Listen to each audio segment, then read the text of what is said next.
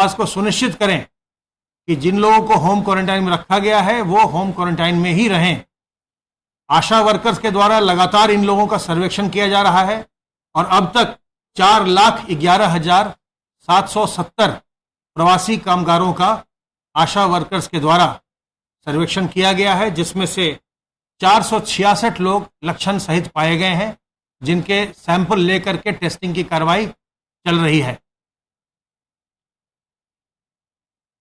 Aarogya Setu app का हम लगातार प्रयोग कर रहे हैं, उसे हम उपयोग में ला रहे हैं और अब तक हमारे कंट्रोल रूम के द्वारा 17,447 लोगों को फोन किया गया है।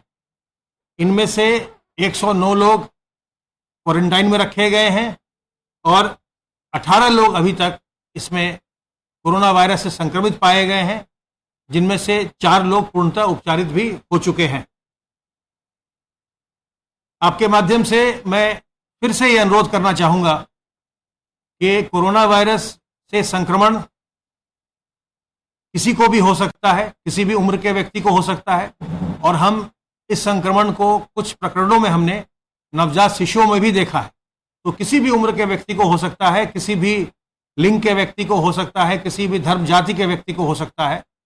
तो यदि किसी को संक्रमण होता है तो इससे अपने मन में हीन भावना लाने की कोई आवश्यकता नहीं है। तत्काल आप अगर लक्षण आप पाते हैं अपने में या अपने किसी परिवारजन में, तो आप तत्काल सरकारी अस्पताल में आइए, अपनी जांच करवाइए और अगर जांच में संक्रमण पाया जाता है तो आपकी चिकित्सा की व्यवस्था की जाएगी। जांच की व्यवस्था और चिकित्सा की व्यवस्था सरकार के द्वारा बिल्कुल निःशुल्क की जा रही है। सबसे महत्वपूर्ण बात यह है कि हमें अपने बुजुर्गों को, जो पहले से किसी बीमारी से ग्रस्त हैं, उन लोगों को, गर्भवती महिलाओं को और बच्चों को इस संक्रमण से बचाना है। इसलिए यह अत्यंत आवश्यक है कि जो बुजुर्ग हैं, गर्भवती महिलाएं हैं और छोटे बच्चे हैं या किसी बीमारी से ग्रस्त जो लोग हैं, वो अत्यंत आवश्यक होने पर, अपरिहार्य होने पर ही घर से बाहर निकलें और वो घर के अंदर ही रह करके अपना संक्रमण से बचाव करें। जो प्रवासी कामगार अभी विभिन्न प्रांतों से लौटे हैं और हम लोग लगातार ये देख रहे हैं कि उनमें संक्रमण के प्रकरण काफ़ी पाए जा रहे हैं, उन सबों से मेरा अनुरोध है कि आप अपने घरों में भी, अगर आप होम क्वारंटाइन में हैं तो भी आप जो अपने घर के आपके परिवारीजन हैं, अपने बुजुर्ग हैं, घर के गर्भवती महिलाएं हैं, घर में कोई कमजोर व्यक्ति है, बच्चे हैं, उनसे आप दूर रहें, उनसे सामाजिक दूरी का पालन करें, 2 गज की दूरी रखें ताकि उन्हें किसी प्रकार का संक्रमण न होने पाए। इस संक्रमण का वर्तमान में अभी तक कोई वैक्सीन नहीं है, न ही कोई अभी इसकी दवा है। इसलिए सावधान रह करके, सतर्क रह के इससे बचाव करना ही सबसे अच्छा तरीका है और इसके बचाव के लिए साबुन पानी से निरंतर हाथ धोते रहना, 2 गज की दूरी को मेंटेन करना, सोशल डिस्टेंसिंग, कहीं भी सार्वजनिक जगह पर आप जाएं तो किसी भी व्यक्ति के बहुत नज़दीक खड़े ना हो, उससे दूरी मेंटेन रखें और साथ ही साथ अपने चेहरे को, मुंह और नाक को किसी कपड़े से, मास्क से, गमछे से, रुमाल से, दुपट्टे से हमेशा ढक कर रखें।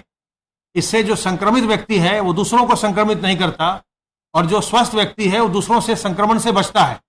तो ये बहुत ही प्रभावी तरीका है। अगर आप अपने मुंह और नाक को ढक के रखते हैं तो आप संक्रमण से बचने में काफ़ी हद तक कामयाब होंगे। इसी प्रकार से अपने शरीर की प्रतिरोधक क्षमता को बढ़ाइए और इसके लिए तुलसी और अदरक का काढ़ा या गर्म पानी का सेवन, नीम की पत्तियों का सेवन, गिलोय का सेवन, अजवाइन का अर्क, इन सब का सेवन करें, जिससे कि आपके शरीर की प्रतिरोधक क्षमता अच्छी रहे और अगर कोई रोग, अगर संक्रमण आप पर आक्रमण भी करता है तो आपका शरीर उसको सफलतापूर्वक उस संक्रमण को हरा सके। तो ये कुछ चीज़ें ऐसी हैं जिनका हमें लगातार ध्यान रखना है और आप सबों के माध्यम से हम लोग एक बार जो इस पूरी कोरोना वायरस से लड़ाई में लगे हुए लोग हैं, चाहे वो हमारे डॉक्टर्स हों, हमारे पैरामेडिकल स्टाफ हो, हमारी नर्सेज हैं, वार्ड बॉय हैं, स्वीपर्स हैं, उन सब का हम आभार व्यक्त करना चाहते हैं जो बिल्कुल सामने इससे बिल्कुल फ्रंट फुट पर इससे लड़ रहे हैं। और जो लोग पुलिस के कर्मचारी और जो सैनिटाइजेशन कर रहे हैं, ये सब लोग जो इसमें सहायता कर रहे हैं, उनका भी हम आभार व्यक्त करना चाहते हैं। और एक बार इस बात को मैं फिर से इस पर जोर देना चाहूंगा कि प्रदेश में निरंतर जो हमारी त्रिस्तरीय व्यवस्था है L1, L2, L3 हॉस्पिटल की, उससे लोग निरंतर उपचारित होकर अपने घर लौट रहे हैं। इसलिए हमें इस संक्रमण से घबराना नहीं है। जैसा हमने आपको आज प्रारंभ में भी बताया कि हमारे जो एक्टिव केस हैं इतने बड़े प्रदेश में, वो केवल 1763 हैं, जबकि हमारे 2636 लोग पूर्णतः उपचारित होकर घर जा चुके हैं। इसलिए संक्रमण से घबराइए नहीं, सावधान रह करके, सतर्क रह करके इससे अपना बचाव करिए। और इसमें संक्रमित होने में किसी प्रकार की कोई लज्जा की बात नहीं है, इसमें हीन भावना मन में लाने की बात नहीं है, और न ही समाज के अन्य लोगों को उन लोगों से किसी प्रकार की कोई दुर्भावना रखनी चाहिए जिनको संक्रमण हुआ है। हम उनके साथ सहानुभूति रखें, हम उनका सहयोग करें, हम उनको सरकारी चिकित्सालयों में ले जाने में उनकी मदद करें, हम जिला प्रशासन को सूचित करें और उनकी चिकित्सा सफलतापूर्वक हो सके। जितनी जल्दी इसकी सूचना आप देते हैं, जितनी जल्दी अपना आप परीक्षण करवाते हैं, आपके पूर्णतः उपचारित होने की संभावना उतनी ज्यादा होती है। जब इसमें संक्रमण को पकड़ने में, इसका परीक्षण होने में लेट होता है, देरी होती है, तभी इसमें किसी प्रकार का भी कोई कॉम्प्लिकेशन आता है, तभी इसमें कोई ना कोई जटिलता आती है। अदरवाइज अन्यथा किसी प्रकार का कोई भी इससे घबराने की आवश्यकता नहीं है। सावधान रहकर अपना बचाव करिए। अब मैं अनुरोध करूंगा अपर मुख्य सचिव गृह से कि वो बाकी की बातें बताएंगे।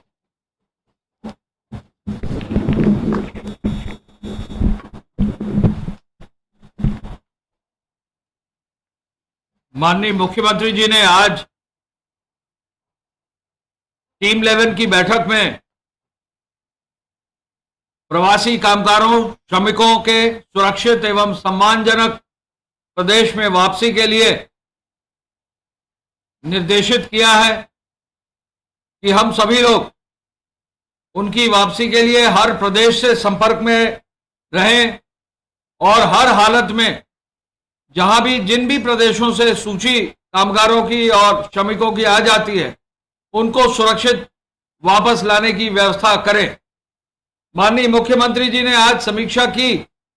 लगभग 590 ट्रेनें आज अभी तक आ चुकी हैं और इसके अलावा ट्रेन से पिछले 8 या 9 दिनों में 7,60,000 से अधिक कामगार और श्रमिक आ चुके हैं।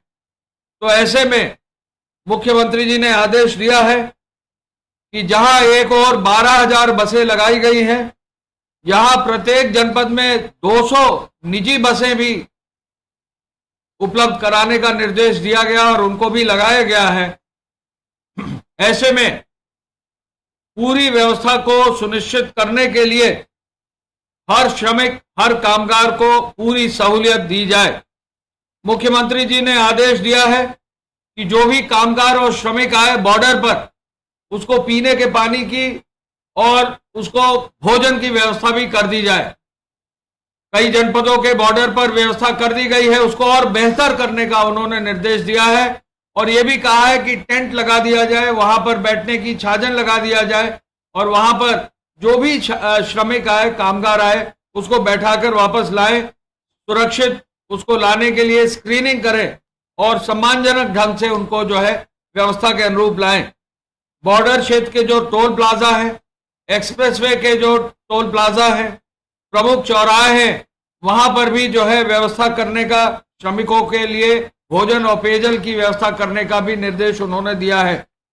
मुख्यमंत्री जी ने कहा है कि जो भी लोग पैदल चल रहे हैं, 2 व्हीलर से चल रहे हैं, साइकिल से चल रहे हैं, 3 व्हीलर से चल रहे हैं, हर हालत में उनको रोका जाए, रोक के फिर उनकी व्यवस्था भी की जाए और उनको जो है इस प्रकार व्यवस्था की जाए कि वो सम्मानजनक रूप से, सुरक्षित रूप से अपने घर पहुंच सके।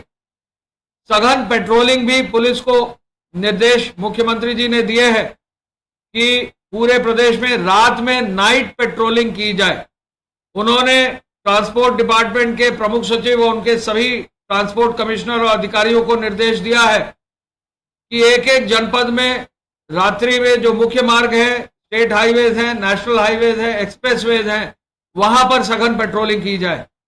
पीआरवी की 112 के लिए भी डीजीपी साहब को सभी पुलिस के सीनियर ऑफिसर्स को निर्देशित किया है कि उनकी भी जो है सभी जितनी पीआरवीज हैं सघन पेट्रोलिंग करें। रात के समय कोई भी असुरक्षित ना चले, कोई भी ऐसा ट्रक ना हो जिस पर ऊपर लोग चढ़ जाएं और उस पर फिर किसी रूप में जो है कोई कठिनाई आए।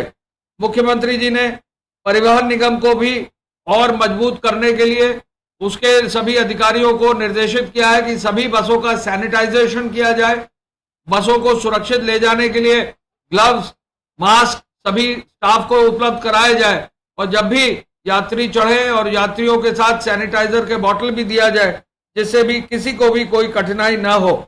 राज्य में जितने भी श्रमिक आ रहे हैं, जितने भी कामगार आ रहे हैं, पूरी व्यवस्था निशुल्क रहेगी। कहीं भी किसी भी श्रमिक से कोई भी धनराशि नहीं ली जाएगी। मुख्यमंत्री जी ने कहा है कि जहां भी भोजन पानी भी दिया जाए, पूरी व्यवस्था जो है सरकार की ओर से सहयोग लेकर, लोगों के सभी का जो है सहयोग लेकर इसको किया जाए। परिवहन निगम की जो बसें हैं उनको सुरक्षित चलाने के लिए उन्होंने आदेश किया है कि उनको भी जो है रात में उनकी अपनी पेट्रोलिंग, जो बसों की जो चेकिंग होती है, उस कार्य को भी किया जाए। मुख्यमंत्री जी ने क्वारंटाइन सेंटर और क्वारंटाइन जो वहां पर कम्युनिटी किचन है उनको और मजबूत और चुस्त दुरुस्त करने के लिए, जिससे कि हर व्यक्ति को जो भी भूखा है उसको जो है भोजन मिल सके, कोई भी व्यक्ति भूखा न रहे, इस ओर भी जो है उन्होंने निर्देश दिया है। एक नया प्रयोग मुख्यमंत्री जी ने आदेशित किया है। खुद ही उन्होंने कहा है कि जो पल्स ऑक्सीमीटर होता है उससे काफी हद तक किसी के ऑक्सीजन की मात्रा जो है बॉडी में कितनी है उसका पता लग जाता है। यदि उसके ऑक्सीजन की मात्रा कम हो रही है तो ये एक लक्षण है कि कहीं ना कहीं उसको तुरंत जो है चिकित्सकीय व्यवस्था की आवश्यकता है। इस ओर भी विशेष रूप से एक नया प्रयोग और अभियान चलाने का निर्देश उन्होंने दिया है कि फील्ड में जो आशा वर्कर और एएनएम्स है, बाकी भी जो हमारे फील्ड के जो स्वास्थ्य कर्मी हैं, किस रूप में इस ऑक्सीमीटर का प्रयोग किया जा सकता है, इस ओर भी उन्होंने स्वास्थ्य विभाग को इसका परीक्षण करके इसकी व्यवस्था करने का निर्देश दिया है। जहां भी ऑक्सीमीटर से जब जांच होती है, यदि किसी को सांस लेने में दिक्कत हो रही है, ऑक्सीजन की कमी है, तो तुरंत इसको जो है पकड़ा जा सकता है। टेस्टिंग क्षमता को 10,000 करने के लिए जो है उन्होंने निर्देश दिया है।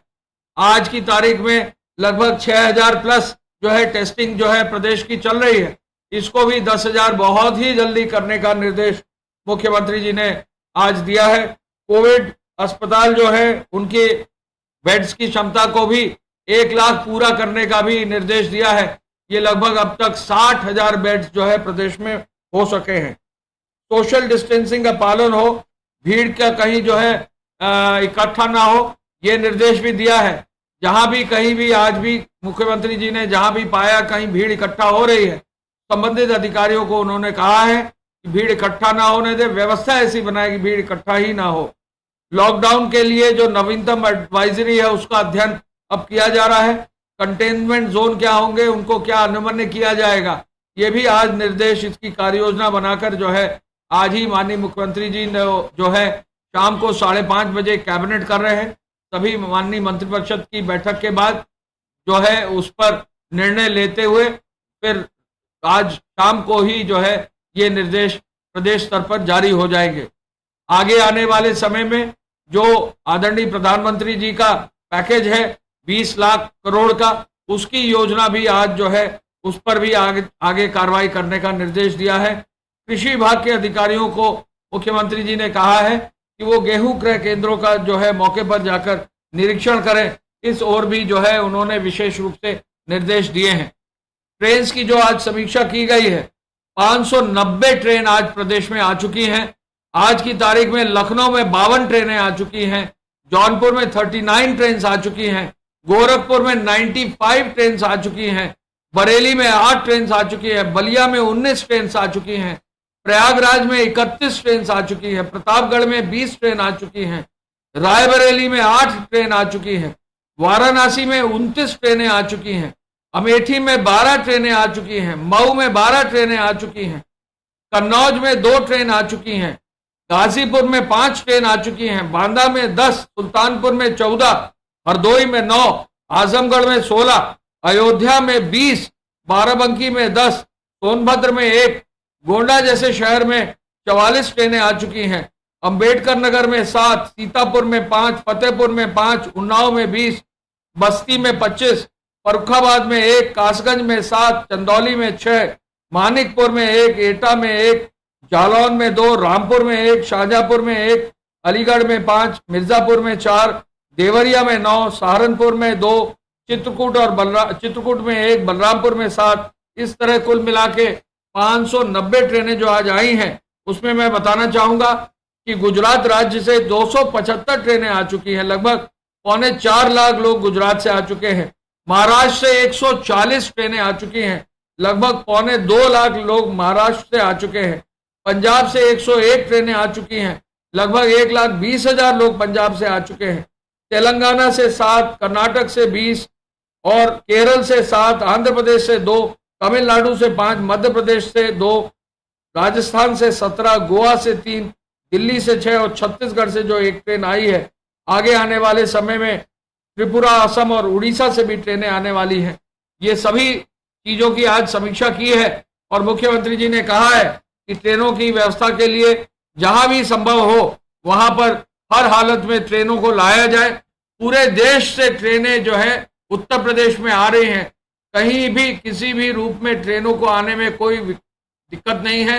जिन प्रदेशों से भी प्रस्ताव उत्तर प्रदेश को दिए जा रहे हैं ट्रेन लाने के लिए, उत्तर प्रदेश सरकार से हम लोग सभी लोग जो है लगकर सभी जनपद के अधिकारी उस पर पूरे तन्मयता के साथ, डीएम्स और एसपी बाकी फील्ड के अफसर लगकर तन्मयता के साथ इन ट्रेनों को जो है अपने प्रदेश में लाने के लिए मुख्यमंत्री जी का मार्गदर्शन प्राप्त करते हुए मौके पर उनको लोगों को ससम्मान उतारकर, भोजन देकर, उनकी पूरी स्क्रीनिंग देकर, उसके बाद उनका विवरण लेते हुए उनको होम क्वारंटाइन में भेजा जा रहा है और निगरानी समितियों को सुपुर्द करके उनके माध्यम से उनको आगे व्यवस्था के अनुरूप 14 दिन के होम क्वारंटाइन में रखा जा रहा है। मैं पुनः इस बात पर बल देना चाहूंगा कि पूरे प्रदेश में बहुत अधिक संख्या में ट्रेनें आ रही हैं, सभी जगह उनकी व्यवस्था की जा रही है। कोई भी व्यक्ति अन्य प्रदेशों में पैदल, मुख्यमंत्री जी की अपील है, न चले। कोई भी व्यक्ति असुरक्षित साधन से न चले। हर व्यक्ति को घर लाया जाएगा और हर व्यक्ति को सम्मान से जो है घर तक पहुंचाया जाएगा। उनकी पूरी स्वास्थ्य संबंधी सेवा जो है की जाएगी। धन्यवाद।